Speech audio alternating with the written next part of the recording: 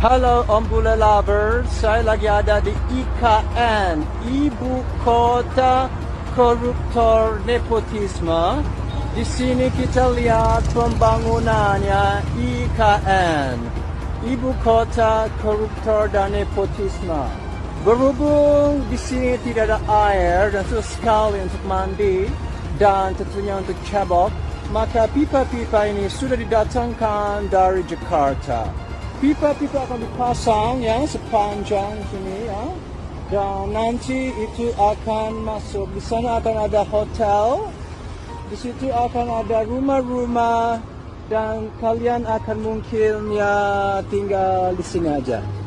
Nah kalian tinggal di situ ya, nanti dibikin kayak gubuk-gubuk ya untuk rakyat jelita, jelatan dan jelalatan.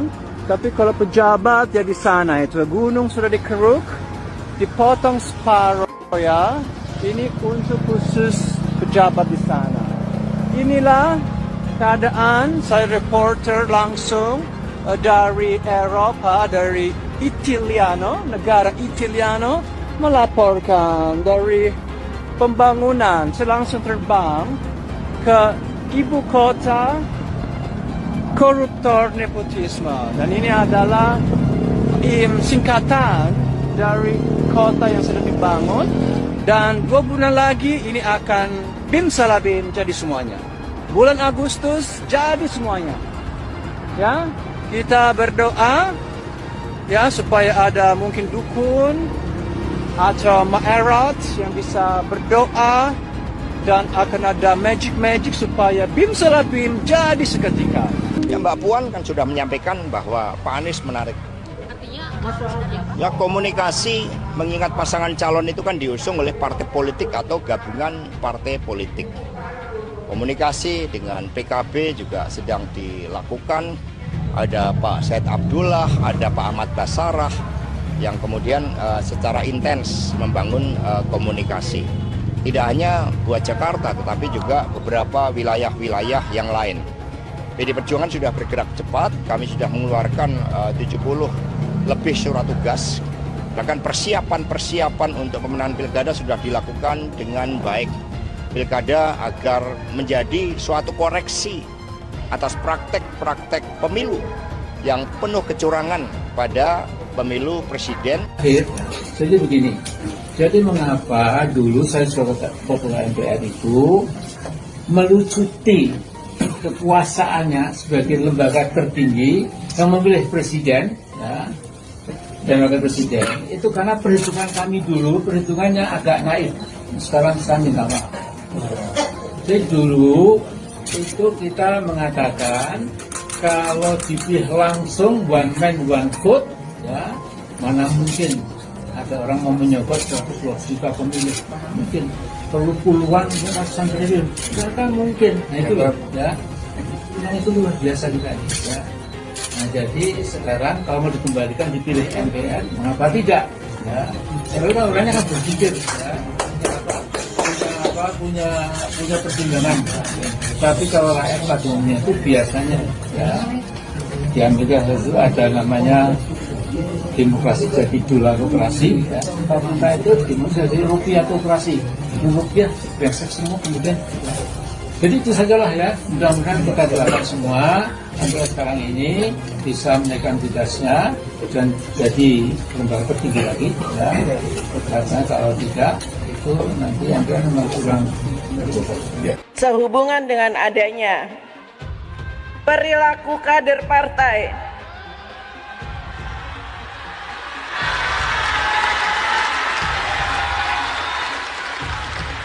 yang tidak menjunjung tinggi etika politik, tidak berdisiplin, dan melakukan hal-hal yang bertentangan dengan ideologi partai, serta melakukan pelanggaran konstitusi dan demokrasi. Rakernas 5 partai menyampaikan permintaan maaf kepada seluruh rakyat Indonesia. BP Tapra atau Badan Pengelola Tabungan Perumahan Rakyat. Teman-teman, ramai banget orang yang menyerang pemerintah terkait lahirnya PP ini. Apalagi menjadi peserta Tapra ini bersifat wajib, bukan opsional. Ini adalah salah satu kritik yang menghujani PP Tapra saat ini. Saya telusuri lagi proses pembuatan undang-undang tersebut. Dan saya temukan bahwa, pertama, dalam pembahasan RUU tersebut ya, sewaktu Undang-Undang Tapra ini masih menjadi RUU, yang paling ngotot untuk RUU tersebut disahkan adalah PDIP dan PKS. Teman-teman, saya geli sendiri ketika melihat PKS menjatuhkan blame kepada pemerintah atas PP ini. Sebelum keluar yang namanya peraturan, pasti ada yang namanya permintaan. Pertanyaannya, siapa yang minta tapera untuk dijadiin aturan wajib? Siapa itu yang minta? Siapa yang minta? Ya gue. Gak ada yang minta. Gak ada yang butuh. Yang ada mau nambah beban. Masa yang udah punya rumah juga wajib ikut dipotong 2,5% per bulan? Ini aturan apaan? Dalam 1 bulan gaji, ada potongan wajib 5,7% untuk JHT. Ada potongan wajib 5% untuk BPJS. Ada potongan wajib 3% untuk JP. Ada potongan wajib 5% untuk pajak penghasilan. Terus sekarang dipaksa lagi wajib dipotong 2,5% untuk tapera. Lah ya tinggal berapa gajinya? Semua yang gue sebutin itu sekilas kelihatan kecil.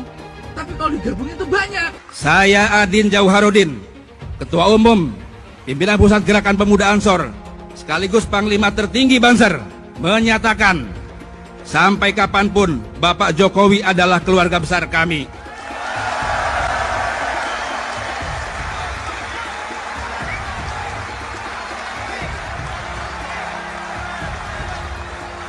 Maka siapapun yang menyakitinya dan keluarganya, maka sama saja dengan menyakiti kami, keluarga Bansor Ansor seluruh dunia. Jokowi mengundurkan diri, kita lihat besok. Semangat, tetap menuju ke reformasi 2024. Kami akan turun kembali ke jalan. Reformasi sudah 26 tahun, tapi pemerintah negara gagal mensejahterakan rakyat. Yang ada apa? Pada era itu, banyak baju-baju kuning, pencuri-pencuri, perampok-perampok bertebaran di legislatif, di eksekutif, di yudikatif, hasil reformasi 1998, dan inilah hutang yang membengkak. Keadaan sudah tidak bisa dikendalikan, hukum sudah tidak bisa diterima di masyarakat, maka ingat, ini adalah panggung revolusi akhlak. Emak-emak wajib turun karena disinilah semua kekuatan akan kita lihat sebagai ibu. Bagaimana anak-anak kita ditindas, bagaimana anak-anak kita dibodohkan, bagaimana kita dimiskinkan, karena ini berdampak sangat tinggi kepada rumah. Tetap semangat, konsisten, dan istiqomah dalam perjuangan menuju Indonesia merdeka untuk anak-anak dan cucu kita. Assalamualaikum.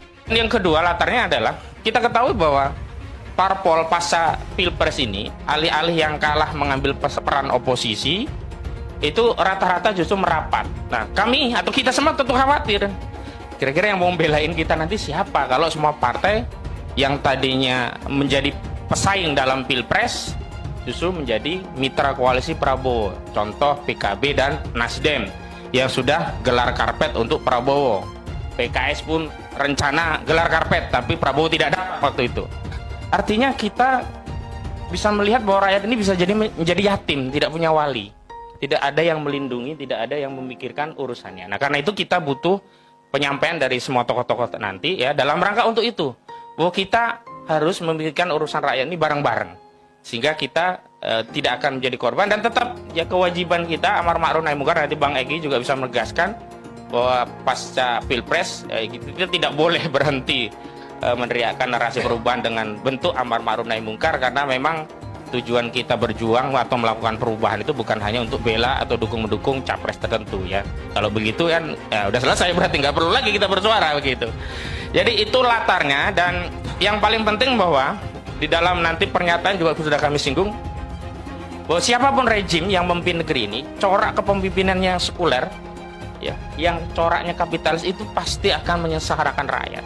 Dan semua kekayaan alam negeri ini pasti nanti juga akan jadi bancakan asing, termasuk korporasi yang ada di negeri ini, domestik. Cina masuk luar biasa di negeri kita. Jadi kekayaan kita, nikel kita, batu bara kita, tambang-tambang kita bukan untuk sebesar-besarnya kemakmuran rakyat, tapi menjadi sebesar-besarnya kemakmuran Cina. Hari ini kami dari Kombatan, komunitas pendukung perubahan bersama Bapak Anies Baswedan di DKI Jakarta menyerahkan surat dukungan kepada Parpol Nasdem untuk bisa mencalonkan Pak Anies Baswedan sebagai DKJ Jakarta 1 di Pilkada 2024-2029. Nasdem untuk meminta dukungan pada Partai Nasdem untuk segera memberikan dukungan dan pencalonan kepada Pak Anies Baswedan sebagai DKJ 1 pada Pilkada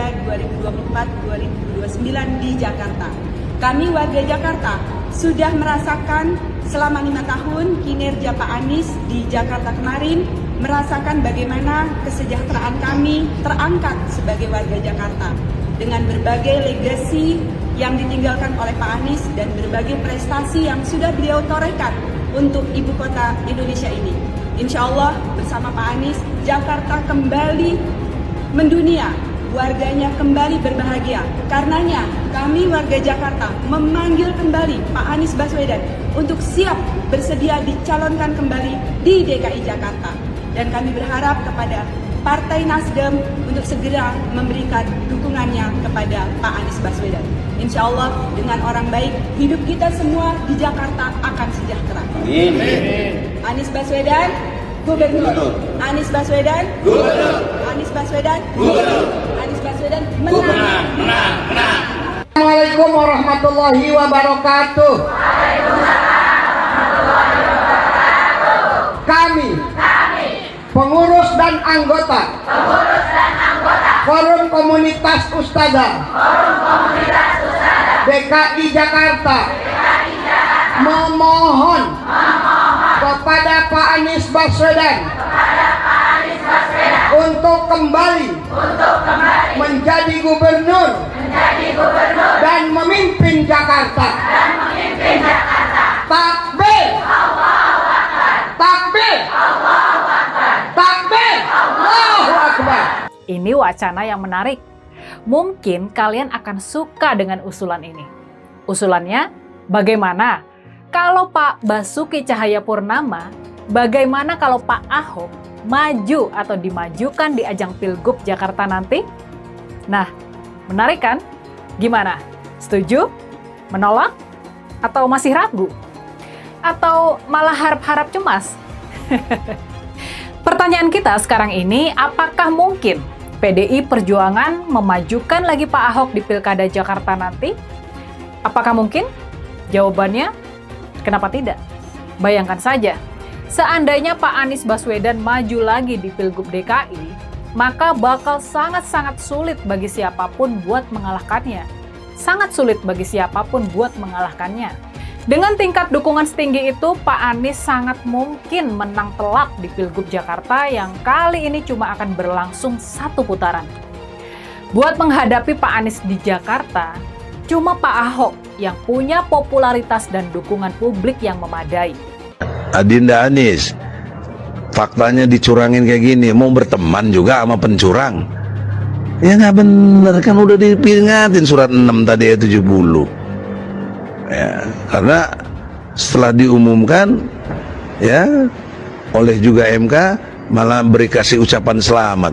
Jadi mengucapkan selamat kepada kecurangan. Bagaimana coba? Ya, sama juga kita nggak boleh ngucapin selamat Natal dan sebagainya. Itu ada peristiwa sejarahnya juga ada. Buya Hamka, karena mengucapkan Natal sama dengan mengakui dong. Itu kan konsep logika yang sederhana dari tauhid. Keputusan MK bukan kiamat. Keputusan MK bukan kiamat. Walaupun para hakim konstitusi akan diminta pertanggungjawaban oleh Allah Subhanahu wa taala yang merupakan ahkamul hakimin. Ini yang tidak mereka sadari. Indonesia tanpa Jokowi! Indonesia tanpa Jokowi! Merdeka, ada 4 hal yang sudah mati di tangan Jokowi. 1, KPK, ya, dengan melemahkan KPK. Kedua, MK, ya, dan Anda perlu ketahui revisi Undang-Undang MK sudah dilakukan sehingga bisa mengembalikan orang-orang kritis seperti Fazli Indra ke lembaganya. Ya, Kemudian apalagi DPR sendiri sudah mandul, tidak mampu menyatakan hal yang benar adalah benar. Dan yang keempat, suara Anda semua, yaitu kekritisan publik yang sudah dihancurkan oleh Jokowi. Oleh karena itu, dalam kesempatan ini saya ingin mengatakan kembali, Indonesia tanpa Jokowi merdeka. Indonesia tanpa Jokowi berarti semua turunan-turunannya, termasuk orang yang didukungnya 02, yaitu Prabowo Subianto dan Gibran Raka Buming. Allahu Akbar. Oke saja. Subhana rabbika rabbil izzati amma yasifun wa salamun alal mursalin walhamdulillahi rabbil alamin. Assalamualaikum warahmatullahi wabarakatuh. Merdeka! Prabowo menang segera pindah agama. Saya nggak percaya. Ya, saya yang percaya yang menang itu adalah Anies Baswedan. Karena Allah tidak ridho Prabowo jadi presiden. Waktu saat kampanye bukannya berzikir malah berjoget-joget nggak jelas. Lihat Anies kampanye sambil jadi imam di Padang, kan itu untuk jadi presiden. Mana pantas Prabowo jadi presiden, hasilnya apa? Kampanye bukannya berzikir, bukannya berselawat, malah joget-joget nggak jelas. Udah badannya pakai apa? Siapa yang jadi Bapak Presiden? Anies. Abah Anies jadi presiden. Entah dilantik Abah Anies nomor 1. Abah Anies. Abah Anies nomor 1. Cinta damai. Ditium sama anak kecil mau, sama bapak-bapak mau, sama nenek-nenek cium tangan mau. Presiden kayak gitu. Abah Anies jadi presiden sedunia. Abah Anies. Abah Anies nomor 1. Abah Anies. Abah Anies nomor 1 yang dilantik, pengumuman menang Abah Anies. Alhamdulillah Abah Anies nomor 1. Kami sudah muak dengan pemilu curang. Kami datang ke sini sebagai rakyat sipil bergerak. Kami cinta yang namanya keadilan. Kami cinta namanya perubahan. Kami muak dibohongi, dicurangi. Dengan siapa? Tanyakan sendiri dengan hati kalian. Pengen perubahan, tapi kalau diajak bergerak untuk menegakkan keadilan di kantor KPU, KPU itu curang. Saya tanya Bapak KPU, goblok nggak? Goblok apa enggak? Tolol apa goblok? Ngakunya insinyur, ngakunya profesor, tapi diajak jebun neraka. Dia mau dengan money dan jabatan yang terjual belikan negara kita oleh siapa? Komunis Cina. Ini fakta. Kalian gak usah takut menyampaikan kebenaran. Kalian gak usah takut. Yang hak katakan hak, batil katakan batil. Allahu Akbar. Allahu Akbar. Dan semua yang pelaku curang wajib didiskualifikasi. Audit KPU, audit ketua KPU, audit anggota KPU, audit sistem KPU. Temukan siapa pelaku pidana, tangkap dan hukum. Baru kita pikirkan pemilu ulang. Kalau tidak ada audit KPU, tidak ada audit ketua KPU, maka kita wajib menolak apapun hasil dari yang diputuskan oleh KPU. Siap lawan, siap lawan, siap lawan. Allahu Akbar. Seharusnya pemilu diulang sampai Anies menang. Saya mensyukuri kenapa kalah, kenapa ditahan. Saya bersyukur atas itu semua. Saya coba bayangkan ya, kalau seandainya waktu itu kita menang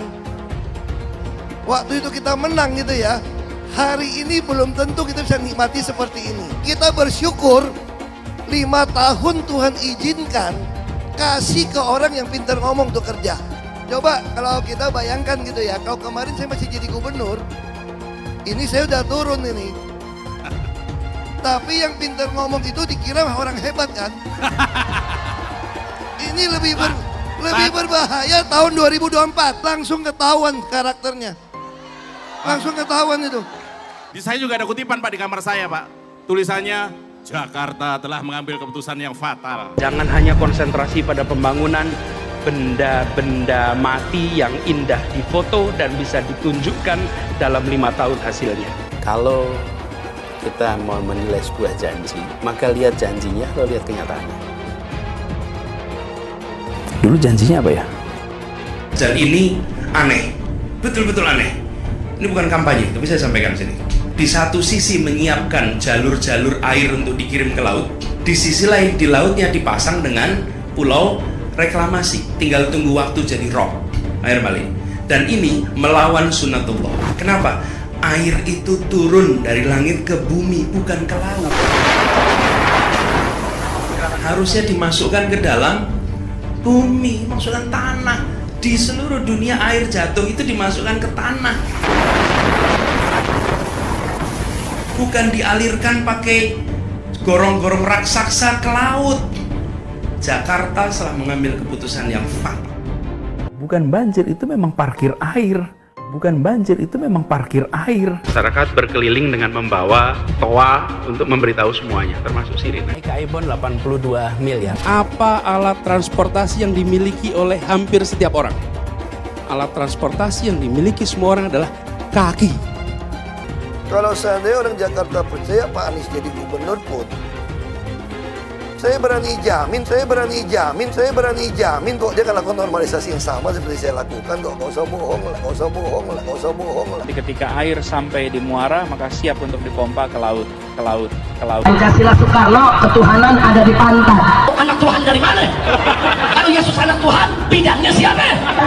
Besok di seluruh wilayah Indonesia kami katakan dan iblis hanya menggoda orang yang beriman. Makanya jarang-jarang orang kafir kerasukan setan. Yang kerasukan setan itu orang baik-baik.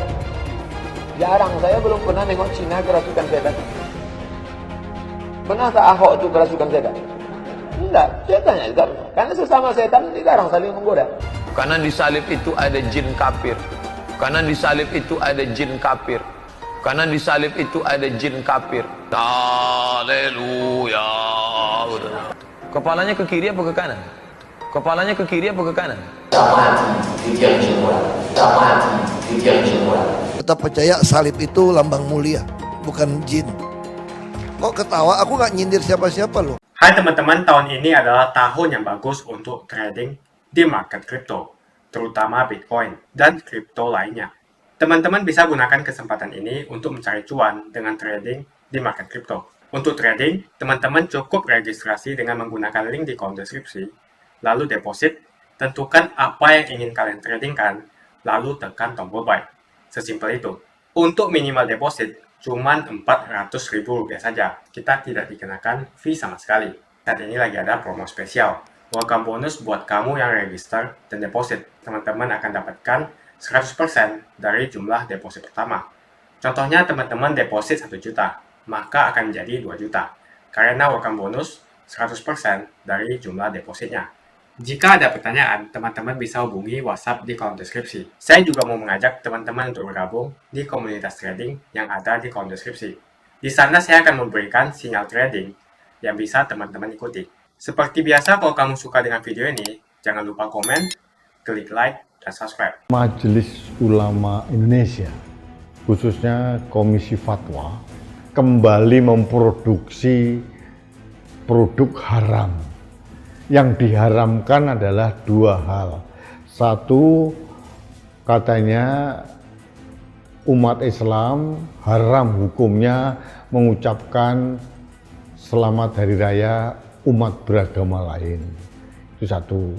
Yang kedua, mereka juga mengharamkan salam dengan mengucapkan lintas agama.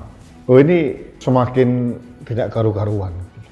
Karena katanya itu sudah akan dikhawatirkan mengganggu akidah. Saya berpikir teman-teman dari NU atau Muhammadiyah atau yang lain pun juga tidak bersetuju dengan fatwa MUI ini. Tapi saya menyikapinya dengan santai saja. MUI itu kan hanya ormas yang tidak mengikat.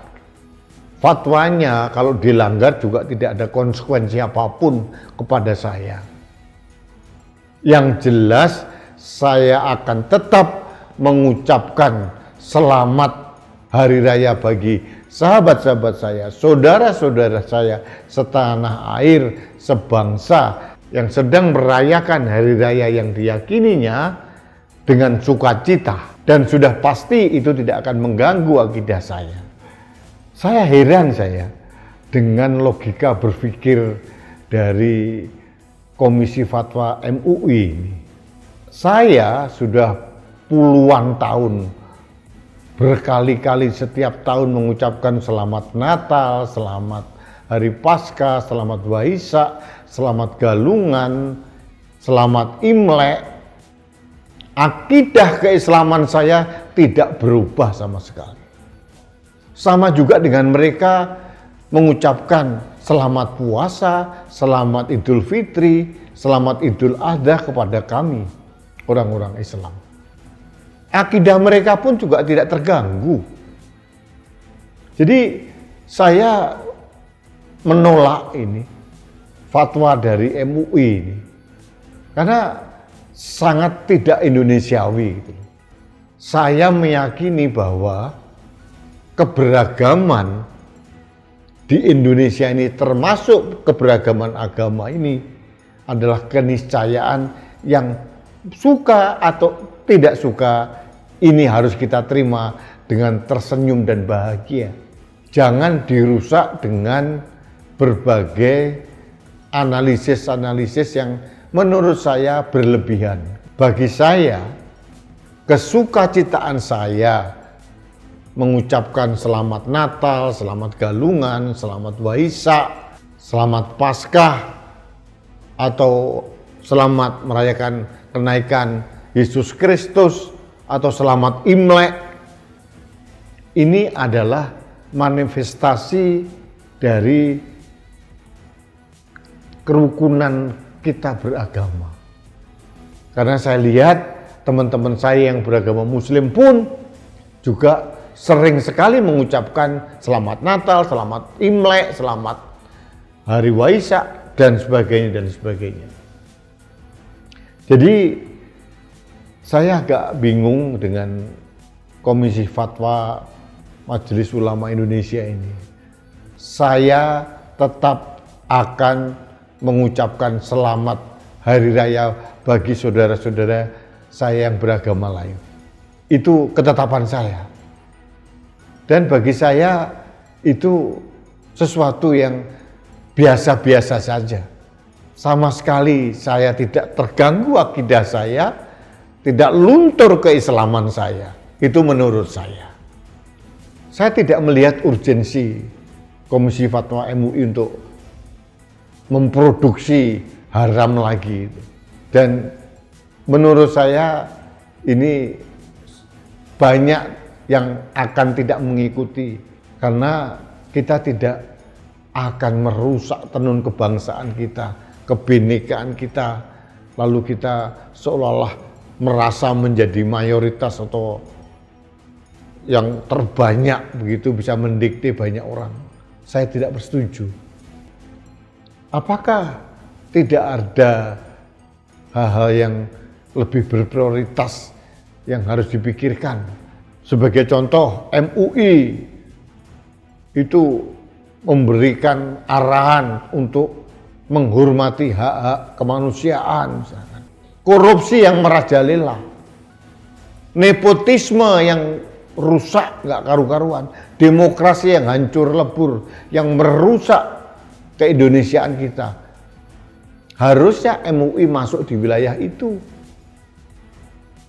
sehingga masalah remeh-temeh ucapan selamat Natal aja dipermasalahkan terus dan terus terjadi. Korupsi merajalela, nepotisme marak di mana-mana, kolusi marak di mana-mana. Itu mungkin lebih urgent diberikan fatwa super haram itu bagi koruptor, bagi orang yang melakukan nepotisme, membangun dinasti politik, mengumpulkan uang secara tidak halal, daripada hanya sekedar mendikte umat untuk tidak mengucapkan selamat Natal atau memberikan salam. Bagi saya aneh kalau ada orang Muslim yang terganggu karena perayaan Hari Raya umat beragama lain. itu menunjukkan betapa tipisnya akidah Anda. Jadi saya kali ini harus kembali mengkritisi. MUI sebaiknya memberikan pencerahan untuk hal-hal yang lebih urgent yang dihadapi bangsa ini. Dulu Anies bisa menang karena menggunakan agama dan etnis. Isu agama, ras, dan antar golongan dinikmati oleh relawan Anies. Saat itu Anies didukung oleh FPI, HTI, dan pengasong khilafah lainnya. Pada akhirnya Ahok harus kalah, namun kekalahan dia adalah kekalahan yang membuka mata rakyat Indonesia bahwa masih ada orang-orang yang menang dengan cara menggunakan politisasi agama atau politik identitas berbasis agama. Ternyata banyak sekali orang yang dengan mudah terhasut lewat jalan-jalan seperti itu. Relawan Anies terutama dari FPI, HTI, PA212 seperti Bahar Smith dan Rizik Syihab selalu menghujat Cina, etnis Cina. Tapi saat ini negara Cina sudah menjadi nomor 1 di dunia. Saya bangga sebagai Cina. Etnis Tionghoa dicap sebagai pemberontak, sedangkan etnis Arab dianggap sebagai Tuhan atau tuan dari pribumi. Etnis Arab dipuja-puja dan dianggap sebagai dewa.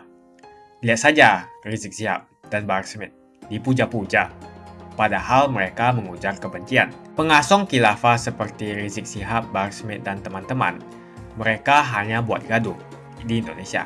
Sedangkan negara yang mereka sanjung-sanjung itu, Arab Yaman, masih belum maju dan masih terbelakang. Saya percaya Indonesia dengan mayoritas pribumi juga akan menjadi negara maju. Seharusnya Arab Yaman belajar dari negeri Cina, seperti kata kitab suci. Belajarlah sampai ke negeri Cina.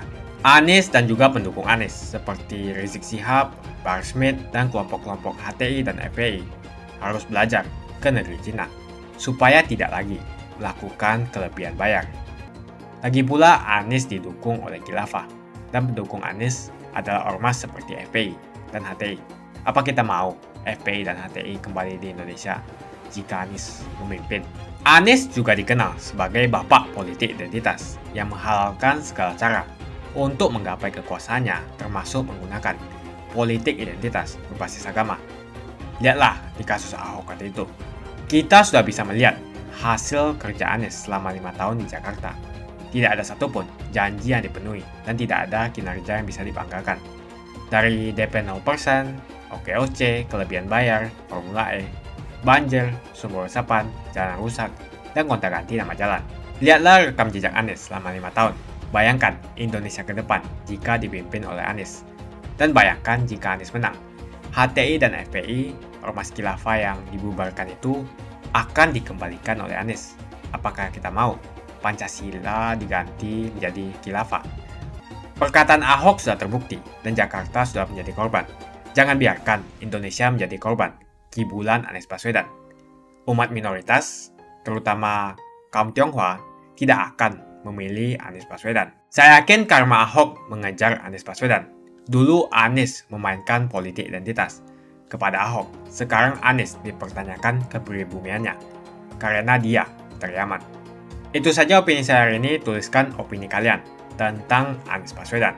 Jika kalian setuju dengan pendapat saya di video ini, pastikan kalian menekan like di video ini dan bagikan video ini ke teman dan family Anda supaya mereka semua mengetahui tentang informasi ini.